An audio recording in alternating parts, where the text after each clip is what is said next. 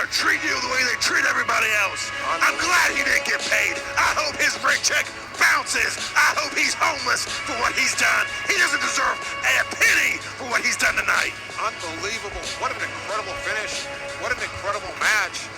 As Triton makes his way to his feet, the fan favorite, the former champion, broken, battered, and beaten. He's had a rough go of it, but an unbelievable wrap-up. That does it for our show tonight. So to all our fans, thank you for joining us this evening. For Big Mac McKenzie, I'm Michael D'Angelo saying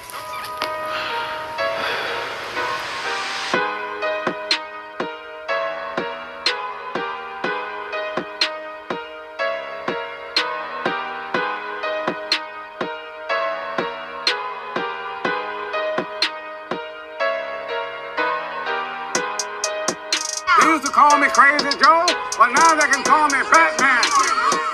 What up? Welcome back once again to the Necro Zoo.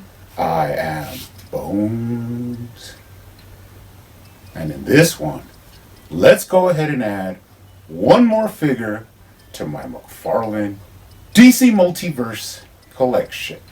Now today we will be taking a look at the Red Hood from the Arkham series.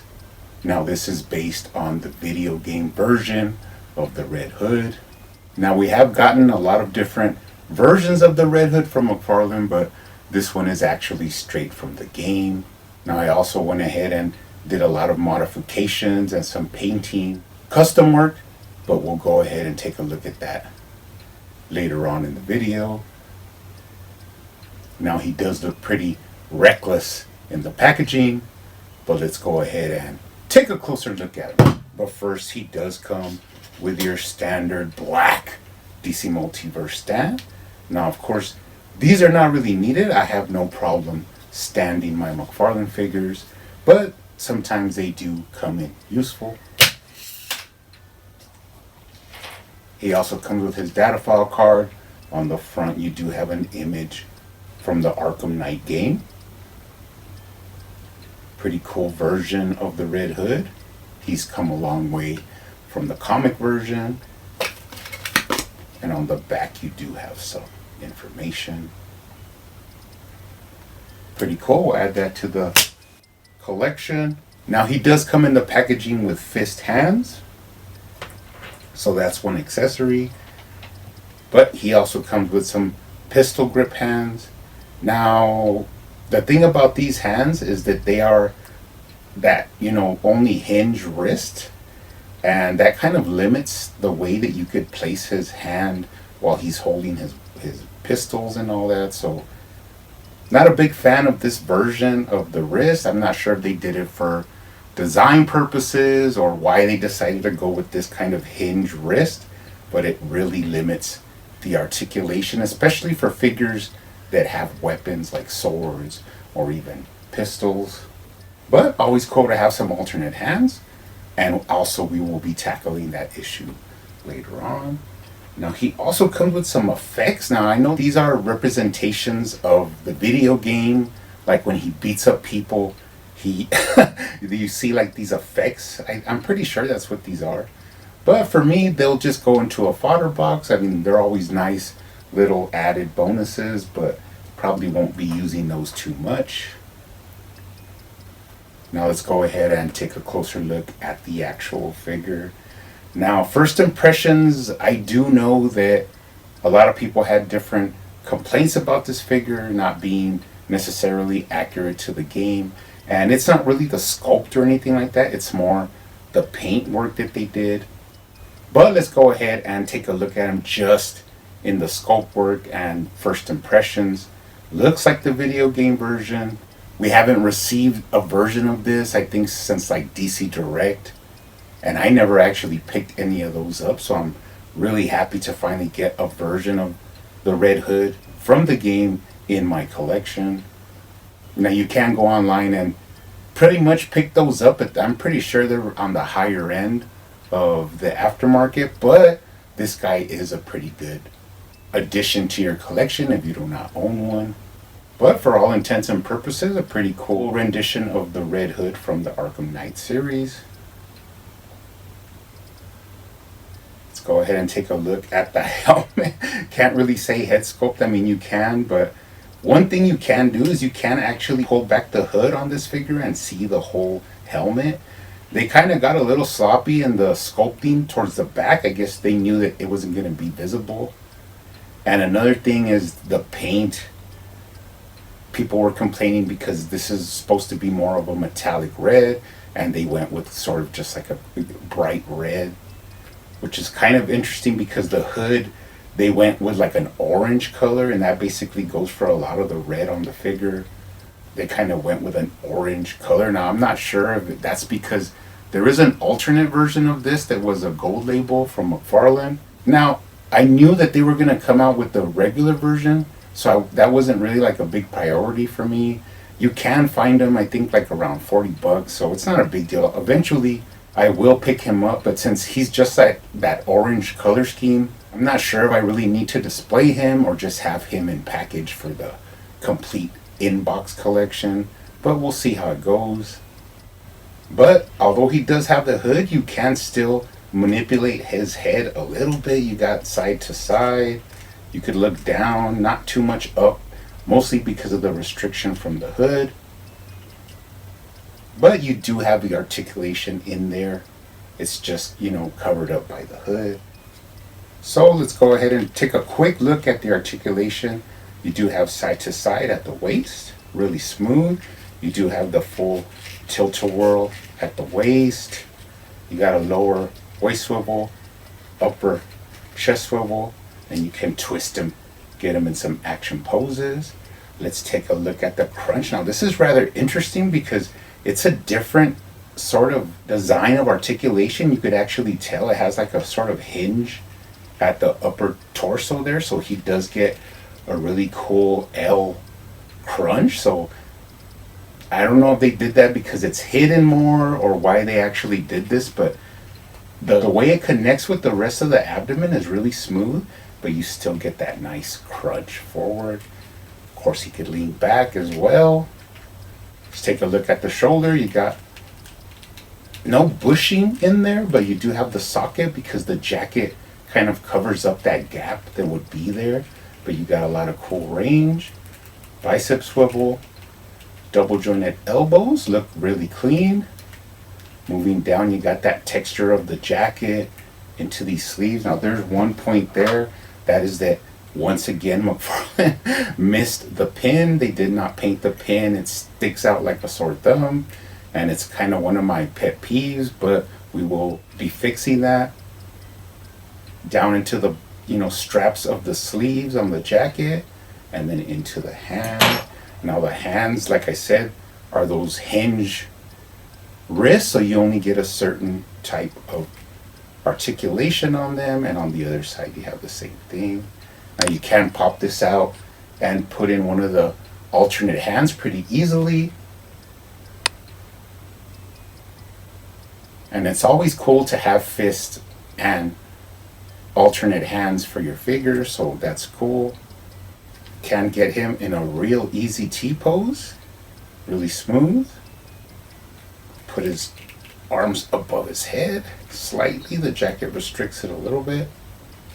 Go ahead and move down to the thighs. Minimal thigh swivel. I mean, there's some there, but it's not too much.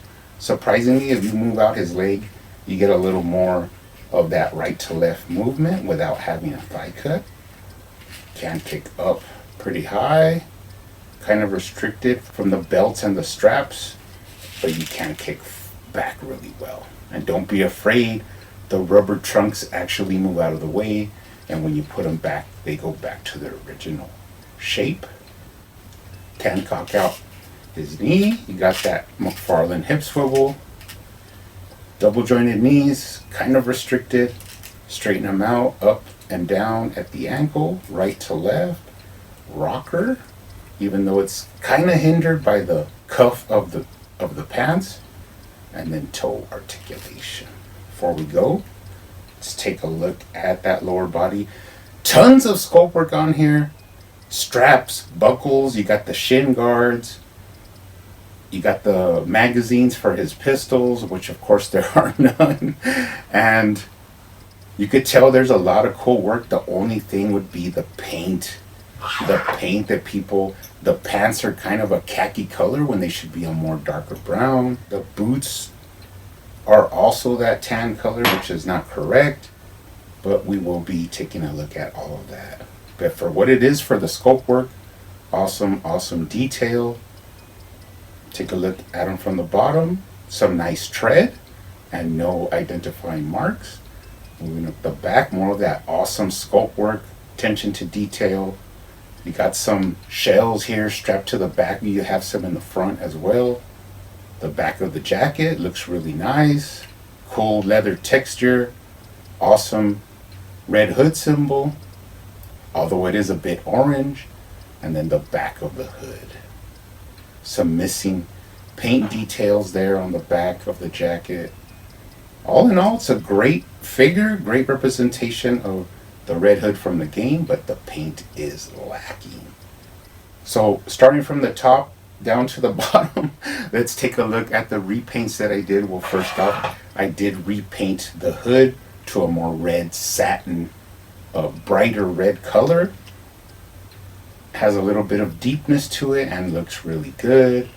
Underneath there, I did go with a metallic red paint for the helmet and added just a little bit of detail to these sort of like progs that stick out on the side of his helmet that were not painted silver, so I added those as well. Moving down, you got a bunch of silver little detail that you need to paint in, like on his upper chest by the collarbone, down across the symbol, the zippers. All of that was painted in. We actually painted the pins to make them match up and not stick out so bad. A little bit of dark wash in the crevices of the jacket to bring out that grain. Added some detail to those sort of larger shells of armory, some little gold detail. And then completely repainted the pants to a darker brown with a little bit of light streaks of a lighter brown, just to give it that worn look. More silver details down into the pants. I actually painted the shin guards a gunmetal and then put a couple of streaks of actually dark, like sort of black, and then also high silver to give it a shine, like where there's a little bit of battle damage. So those came out really nice.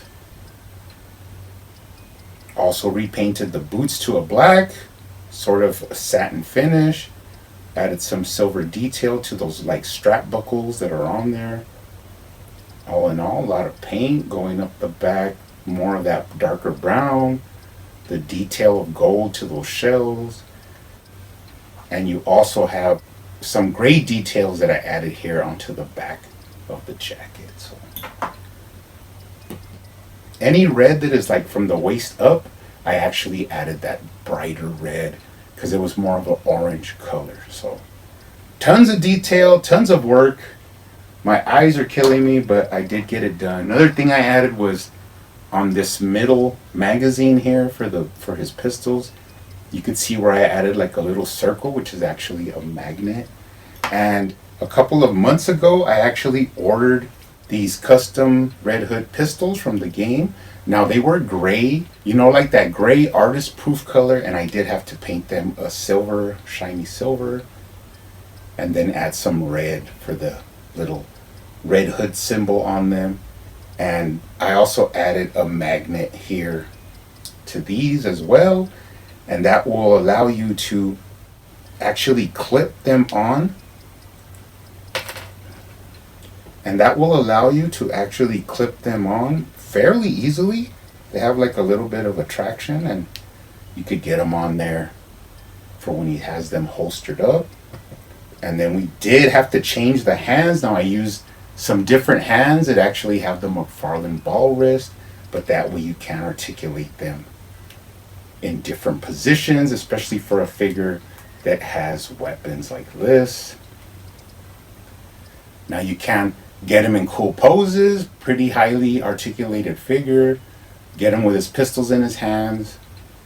Awesome representation of the Red Hood.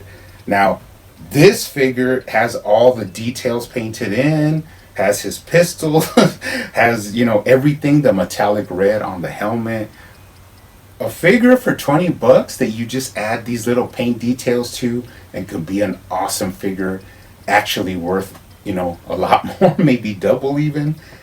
And adding the pistols is another benefit as well, because of course Warner Brothers put that handicap on McFarlane that he cannot put weapons, handguns, or anything like that with the figures. Although that kind of kills a portion of the sales, even if they admit it or not. But I am really happy with him. He's gonna look awesome up there on the shelf next to the rest of the video game figures that I own. But you guys keep hunting out there, keep collecting, keep customizing, and I will see you on the next one.